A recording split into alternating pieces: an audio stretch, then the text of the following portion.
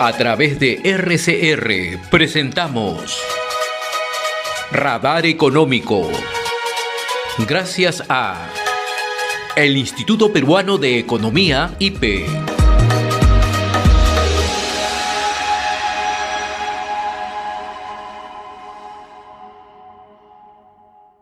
Este Radar Económico, gracias al Instituto Peruano de Economía, IPE. Ya se encuentra con nosotros Teodoro Crisólogo, economista senior del Instituto Peruano de Economía. Qué gusto saludarte, Teodoro, muy amable, ¿cómo estás?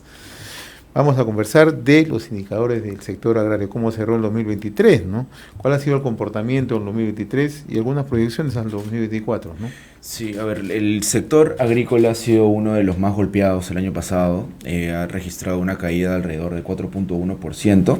Si uno quiere ver más o menos este resultado, cómo se ubica, ¿no?, en un contexto histórico, tenemos que remontarnos hacia 1992 para encontrar una caída igual de fuerte o similar, ¿no? Entonces el sector agrícola, el 2023 ha registrado una de sus peores crisis de los últimos 30 años.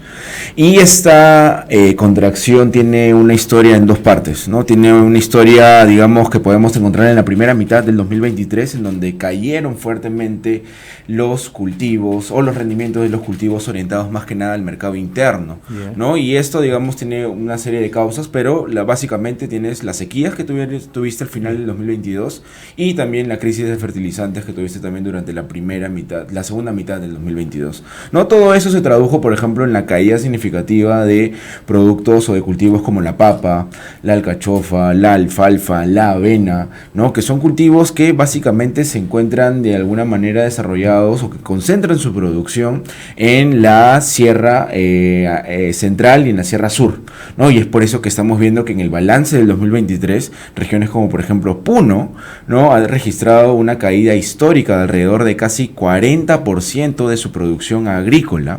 Es 40% de caída del sector que más emplea a la población en esa región. Entonces ahí ya más o menos te das cuenta de la dimensión y de la magnitud. Ahí hay un impacto directo en el empleo. Impacto directo en el empleo y también impacto directo en el bolsillo, porque persona que pierde su empleo, persona que pierde los ingresos y que por lo tanto se vuelve cada vez más proclive o cada vez más probable que se encuentre en una situación de pobreza o que ingrese en una situación de vulnerabilidad y pobreza, ¿no? Y entonces tienes esa primera parte del 2023 en donde, digamos, cayó el agro orientado al mercado interno.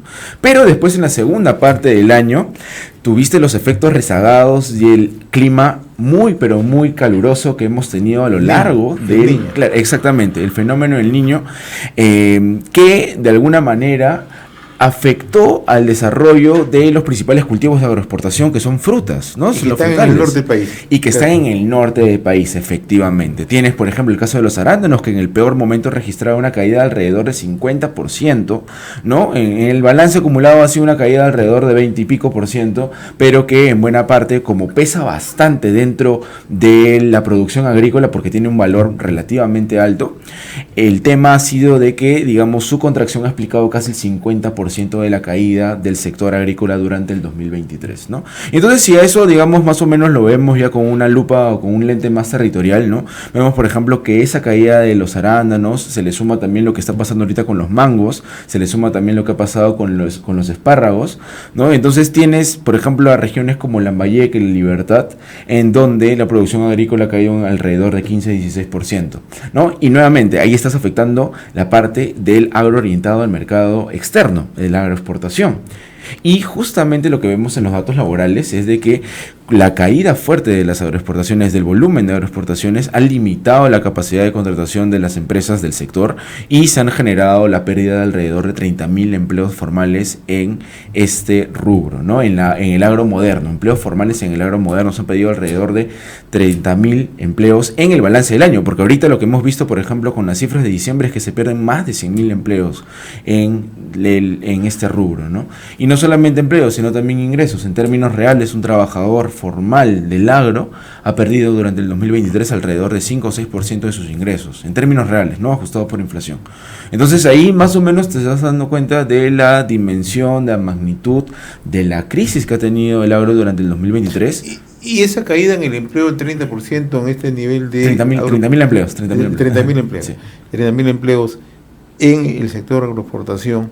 También contempla en épocas de cosecha donde la gente, o sea, hay digamos, empleo temporal, que también, ¿eso también contempla o es aparte? No, sí, contempla todo, contempla, digamos, contempla en su gran mayoría, digamos, todas las contrataciones, todo el proceso, ¿no? Desde el tema de las cosechas, como mencionas, ¿no? Los temas del packing, el tema, sí, todos esos procesos, porque, digamos, el Banco Central dentro de sus estadísticas incorpora tanto la parte de la producción como la parte también de la transformación, ¿no? De digamos, pasar, por ejemplo, los espárragos a, digamos, conserva y todo lo demás, ¿no? Algo así.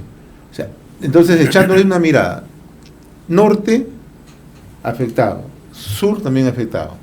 En ambos casos la agricultura afectada. Exactamente. Bueno, sur y centro, ¿no? Vemos también en el centro también. Sí, en el centro también. Hay algunos casos bien particulares, ¿no? Por ejemplo, Ayacucho, ¿no? Que está más entre sur y centro, en donde ha vivido un boom de paltas el año pasado también.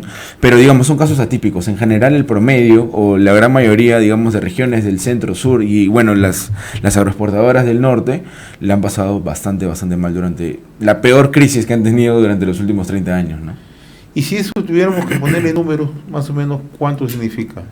En pérdidas de producción, bueno, alrededor más o menos tienes una caída de alrededor de 4.1%, ¿no? De la producción agrícola, es bastante, ¿no? Son alrededor más o menos de entre 1.500 a 2.000 millones de pérdidas de producción en términos reales, ¿no? Entonces eso, cuando uno ya lo divide entre la población en general, digamos, te das cuenta de que hay bastantes familias que han perdido o que han sufrido una pérdida significativa de ingresos durante el 2023, ¿no? Y aquí quiero detenerme bastante en este punto porque no se termina de mencionar del todo el nivel o el impacto que puede llegar a tener este retroceso en la calidad de vida de las personas más vulnerables. Sobre todo, ¿no? En zonas rurales, ¿no? Exactamente. Las zonas rurales que de alguna manera no habían sido tan perjudicadas durante la pandemia, ahorita están viviendo, digamos, lo peor de los últimos 5 o 3 años, de los últimos 4 o 5 años, ¿no? Entonces, en general, digamos, esto te plantea un nuevo reto porque se te había aumentado la pobreza urbana, ¿no? Y ahora se te está aumentando nuevamente la pobreza extrema en las zonas rurales por esta caída fuerte que hemos tenido en el empleo agrícola. Entonces, todo eso pinta, digamos, para un escenario en el que vas a necesitar adoptar medidas urgentes, primero para poder paliar, digamos, los efectos de lo más urgente, ¿no? El tema de que has perdido ingresos, ¿no? Entonces ya eso se soluciona, digamos, con algunas transferencias, se puede solucionar con algunos programas especiales de crédito y todo lo demás. Pero después ya a largo plazo tú tienes que ver de que estos tipos de fenómenos climáticos se van a volver más recurrentes, ¿no? Entonces tienes que adoptar una estrategia para poder darle a las cadenas de valor en las zonas rurales y también, digamos, en la parte norte del país, esta resiliencia frente al cambio climático, que si no, de lo contrario, va a constantemente volver o darle bastante vulnerabilidad a las familias que dependen de ese tipo de actividades, ¿no? El caso de Ica. ¿Ica también ha tenido este efecto? En Ica lo que hemos visto es que hay un crecimiento de los cultivos, ¿no? La producción agrícola ha crecido alrededor de 2%. ¿Ya? Pero el problema ha sido, por ejemplo, los espárragos, ¿no? Los espárragos, digamos, han sido fuertemente afectados, pero esto ha sido compensado por los cultivos, otros cultivos que más orientados, digamos, al mercado interno. Pareciera de que se percibió, ¿no? De que algunas regiones iban a dejar de proveer estos productos y algunas otras regiones más bien han comenzado o han tenido mejor desempeño que el resto, ¿no? Entonces, en cierta medida en Ica lo que hemos visto es, digamos, un crecimiento del sector alrededor de 2%, pero de alguna manera compensado por otros cultivos que no son necesariamente los que están más vinculados al mercado exterior, ¿no? Ahora, con un fenómeno del Niño moderado hasta el momento, ¿no? ¿Cómo es que más o menos se perfila el sector? Bueno, el consenso de las proyecciones para el sector agro en el 2024 están alrededor de 3 a 3.5%.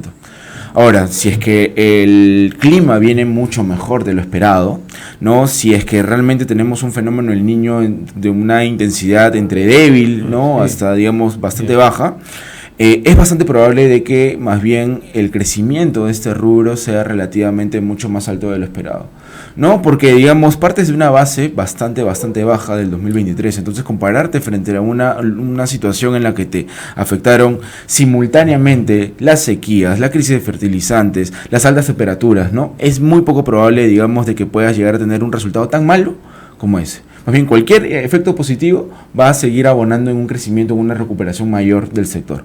Ahora, ¿por qué es importante que se recupere un sector como el agro? Porque es el que emplea, o es uno de los que más empleo genera a nivel nacional. Directo, ¿no? Empleo directo y también, digamos, tiene bastantes encadenamientos y repercusiones sobre el resto.